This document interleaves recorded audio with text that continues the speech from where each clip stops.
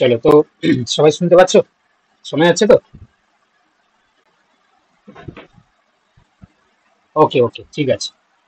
চলো, তো আমরা তাহলে শুরু করে দিচ্ছি। হুম। দেখো তো, আমরা আজকে যে বিষয়ে ডিসকাস করব সেটা হচ্ছে প্ল্যান্ট ফিজিওলজি। ঠিক আছে, one of the most important chapter আমাদের সিলেবাসে। ঠিক আছে, তো এখানে তোমরা দেখতে পাচ্ছ যে এই প্ল্যান্ট ফিজিওলজির আন্ডারে যে যে বিষয়গুলো রয়েছে আমাদের, তোমরা ভালো করেই দেখতে পাচ্ছ যে প্ল্যান্ট ফিজিওলজির আন্ডারে প্রথম যেটা রয়েছে আমাদের, এক নম্বরে অ্যাবজর্পশন। অ্যাবজর্পশনের মধ্যে রয়েছে দেখো water and salt uptake by living cells. 2 নম্বরে রয়েছে দেখো ট্রান্সপিরেশন। ঠিক আছে। 3 নম্বরে রয়েছে নিউট্রিশনের, রয়েছে দেখো মিনারেল এলিমেন্টস ইন প্লান্টস। তারপর রয়েছে আমাদের ফটোসিনথেসিস। ঠিক আছে, ফটোসিনথেসিসের ক্ষেত্রে তোমরা দেখতে পাচ্ছ যে আমাদের স্পেসিফিক্যালি সিলেবাস বলে দেওয়া হয়েছে কি কি না, তোমার ফটোসিনথেটিক পিগমেন্ট, তারপর হিল রিয়াকশন, সেই সাথে ফটো ফটোফসফোরিলেশন এবং কেলভিন সাইকেল। ঠিক আছে, তো এইগুলোই আমাদের রয়েছে ফটোসিনথেসিসে। নেক্সট আছে দেখো রেসপিরেশন। রেসপিরেশন আমাদেরকে glycolysis, red cycle, ATP synthesis গুলো করতে হবে। এবং লাস্ট রয়েছে দেখো হরমোনস। ঠিক আছে, মানে ফাইটো হরমোন। তো এখানে আমাদের শুধুমাত্র দুটো হরমোন মেনশন রয়েছে, অক্সিন এবং ইথিলিন। ঠিক আছে, এবং তাদের কিভাবে এগ্রিকালচারে আমরা ভূমিকা দেখতে পাই সেই জিনিসগুলো আমাদেরকে পড়তে হবে। আচ্ছা, এরই সাথে তোমাদেরকে যেটা বলার যেটা বিষয় সেটা হচ্ছে কি, মানে আমাদের সোমবার হচ্ছে কি, তোমরা জানো যে সোমবার তোমাদের কি থাকে না, সোমবার থাকে হচ্ছে তোমার বটানি। ঠিক আছে, এবারে এর সাথে তোমরা জানো যে বুধবারও থাকে কি না, বটানি থাকে। তাহলে আমাদের আজকের এই ক্লাসে তোমরা এই এসএলএসটি 9-10 এর যে সিলেবাস সেটা তোমরা আজকে পড়বে। আর বুধবার দিন হচ্ছে কি তোমরা পড়বে বটানি থেকে। ঠিক আছে, বটানি থেকে যেটা তোমাদের 11-12 এর যে প্ল্যান্ট ফিজিওলজি সেই পার্টটা পড়াবে। কারণ অনেকটাই আছে, তো অনেকটা বড় আর কি, তো এই জন্য একসাথে একটা ক্লাসে সবটাই করা যাবে না। তো এই জন্য আমি দুটোকে আলাদা আলাদা ভাবে, ও আচ্ছা সরি, বুধবার নয়, তোমাদের বৃহস্পতিবার। ঠিক, ঠিকই বলেছো, বুধবার নয় বৃহস্পতিবার, তাই তো? বৃহস্পতিবার হচ্ছে কি তোমাদের বটানি থাকে। বৃহস্পতিবার। তো দেখো, তো সেক্ষেত্রে আমরা তাহলে শুরু করে দিচ্ছি। তো প্রথমে আমরা শুরু করছি দেখো absorption of water and salts. Hmm. তো যে জিনিসগুলো লাগবে সেই জিনিসগুলো মূলত এখানে আমি মেনশন করেছি, তোমরা দেখতেই পাচ্ছ যে উদ্ভিদ মাটি থেকে প্রধানত মূলের মাধ্যমে স্প্লিটিং এবং অক্সিজেন লিবারেশন, ঠিক আছে, বিক্রিয়ার অংশ, এবং এটি লাইট ডিপেন্ডেন্ট রিঅ্যাকশন। ঠিক আছে, তাহলে এখান থেকে কি বলা গেল যে ওয়াটার স্প্লিটিং এবং ওয়াটার লিবারেশন একটা আছে তোমার বিক্রিয়ার অংশ, এবং এখানে আমরা কি বলতে পারি যে লাইট ডিপেন্ডেন্ট রিঅ্যাকশনটা আমরা দেখতে পাই, যেটাকে আমরা ফটোলাইসিস বলি। এবারে এর যদি সংজ্ঞা তোমরা দেখো তাহলে সবাই তোমরা এটা পড়েছো যে এমন একটি হচ্ছে কি তোমার আলোক নির্ভর প্রক্রিয়া, যেখানে দেখো ওয়াটার ভেঙে অক্সিজেন উৎপন্ন করে এবং ইলেকট্রন এবং প্রোটন মুক্ত করে, যেটা পরবর্তীকালে এনএডিপি প্লাসকে হচ্ছে কি এনএডিপিএইচ এ কনভার্ট করে দেয়। ঠিক আছে, তো তোমরা এখানে দেখতে পাচ্ছ একটা রিঅ্যাকশন। প্রথমে কি হয় না, ওয়াটারটা স্প্লিট হচ্ছে দেখো, দিয়ে কি করছে দেখো 2AH2 + O2 তে কনভার্ট হয়ে যাচ্ছে।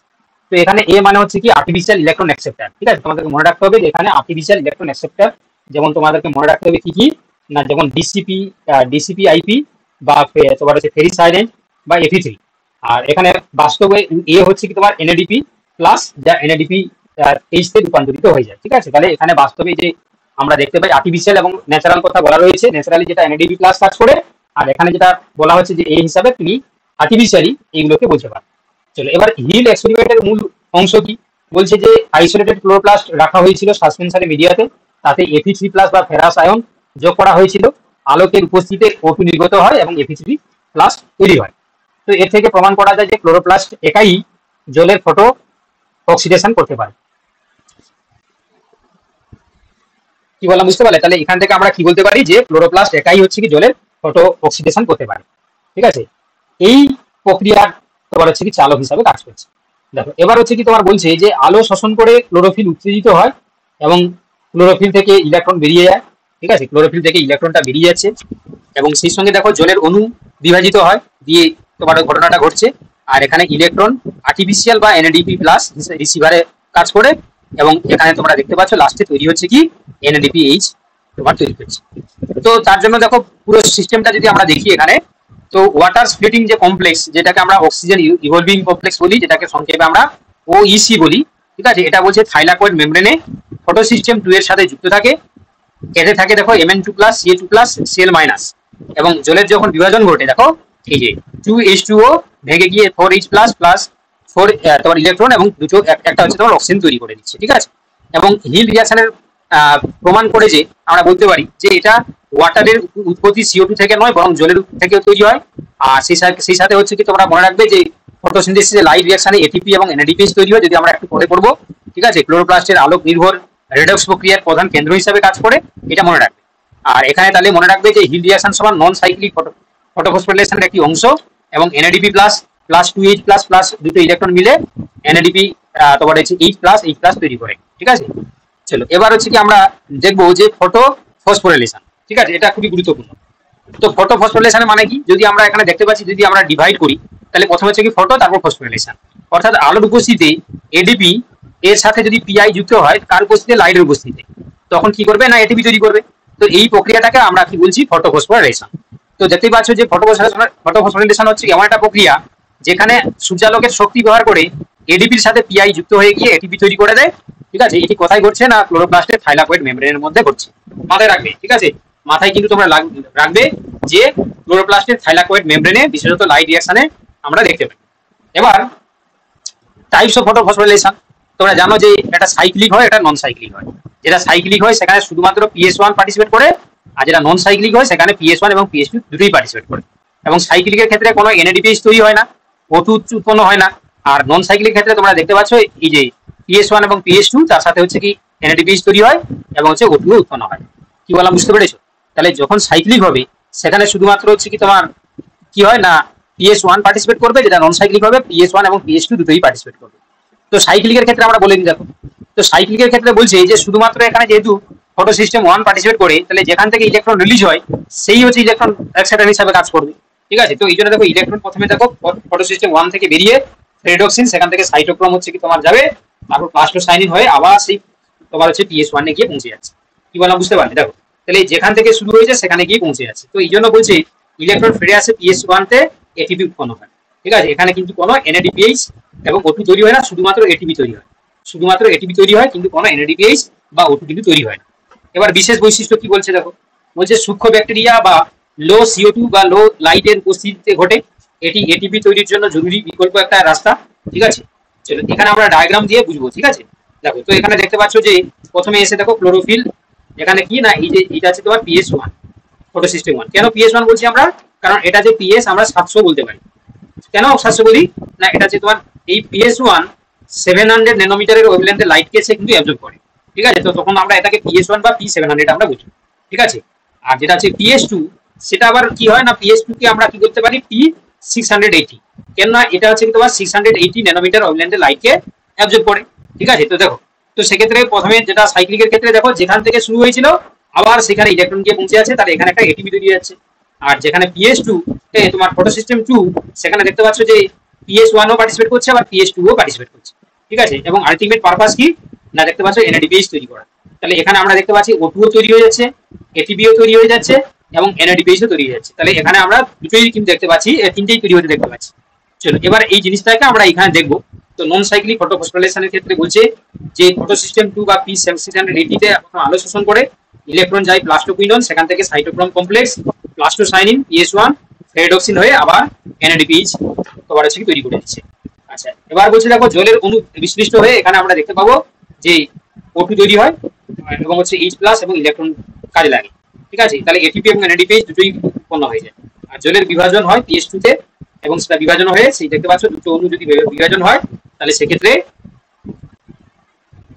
দেখতে পাচ্ছ যে চারটা আছে তোমার প্রোটন, চারটা ইলেকট্রন এবং হাবনু এখন হচ্ছে তোমার ওয়াটার মলিকুলস তৈরি করে দেয়। তো এটিপি তৈরি হয় দেখো ইলেকট্রন প্রবাহে তৈরি হওয়া প্রোটন গ্রেডিয়েন্টের কারণে। তোমরা জানো যে এই H প্লাস স্ট্রোমা দিয়ে পাস করে এটিপি সিনথেস কি করছে, এটিপি তৈরি করতে সাহায্য করে।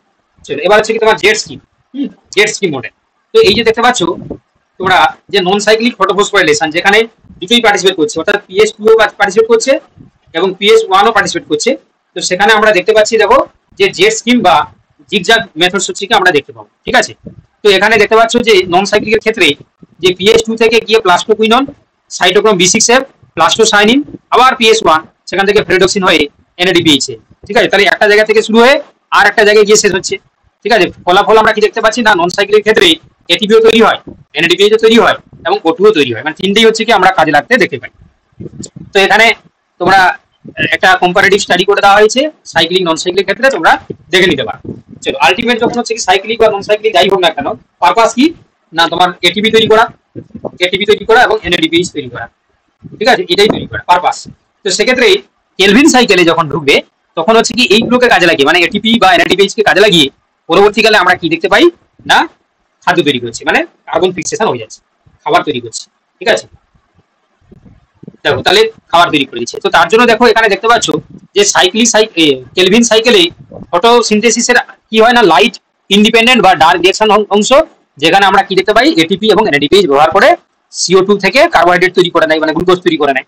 কি বলা বুঝতে পারলে? তো সেক্ষেত্রে ভালো করে দেখো, ভালো করে দেখো, তাহলে আমরা কি দেখতে পাচ্ছি এখানে যে তোমার কেলভিন সাইকেলের ক্ষেত্রে আমরা দেখতে পাবো যে এই যে তোমার তোমার হচ্ছে কি ফটোফসফোরাইলেশন, সেখানে যে এটিপি বা এনএডিপিএইচ তৈরি হচ্ছে সেগুলোকে কাজে লাগিয়ে এই CO2 থেকে গ্লুকোজ তৈরি করতে হবে। ঠিক আছে, বা কার্বোহাইড্রেট তৈরি করতে হবে। তো তোমরা সবাই জানো যে এটি ঘটে কোথায়, ক্লোরোপ্লাস্টে স্ট্রোমাতে। প্রথম যিনি আবিষ্কার করেন তার নাম হচ্ছে মেলভিন কেলভিন। ঠিক আছে, এর জন্য তিনি নোবেল প্রাইজ পান। আর এই কেলভিন হচ্ছে সাইকেলের জন্য আমরা যে সমস্ত ফেজগুলো দেখতে পাই, তিনটি ফেজ হয়। একটা তোমরা জানো যে কার্বন ফিক্সেশন, একটা তোমার রিডাকশন ফেজ, আর একটা তোমার রিজেনারেশন ফেজ। ঠিক আছে, তাহলে প্রথমে কি হয় না, তোমরা সবাই জানো, ভালো করে শুনে নাও, যে অ্যাটমসফিয়ারিক কার্বন ডাই অক্সাইড, ঠিক আছে, 5 কার্বন যুক্ত মেনলি বলেছে, তাহলে কি হয়ে যাবে, স্টোমাটা হয়ে যাবে। চলো, question number 7, cohesion tension theory explains.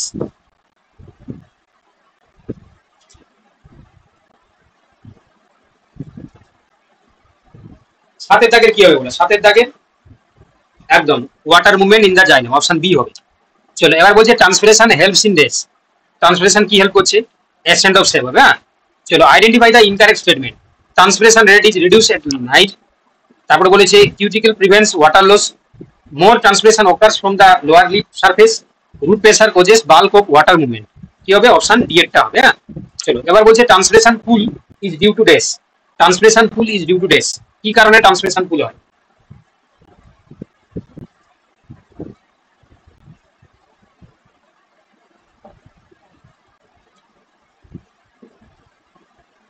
একদম একদম, এখানে কিন্তু অপশনের সাপেক্ষে আমাদের কি করতে হবে, অপশন বি এরটা করতে হবে। হ্যাঁ, ঠিক আছে, দেখো এবারে question number 11, which mineral is essential for synthesis of chlorophyll.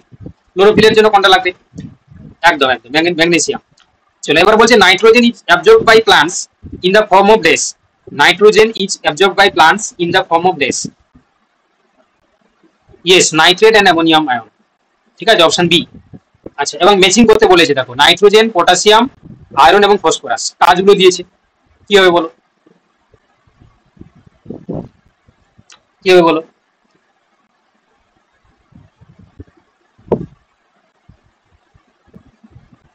একদম একদম, তাহলে কি হবে, অপশন এটাই হবে।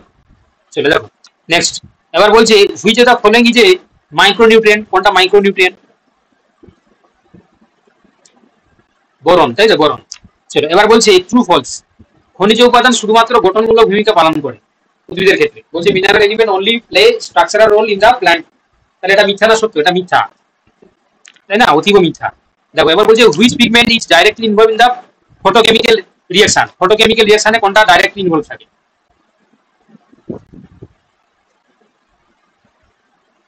একদম একদম। চলো দেখো নেক্সট, এবার বলছে Hill reaction is associated with this. Photolysis of water. চলো দেখো নেক্সট, এবার বলছে যে in in which part of the chloroplast does photophosphorylation ওকার।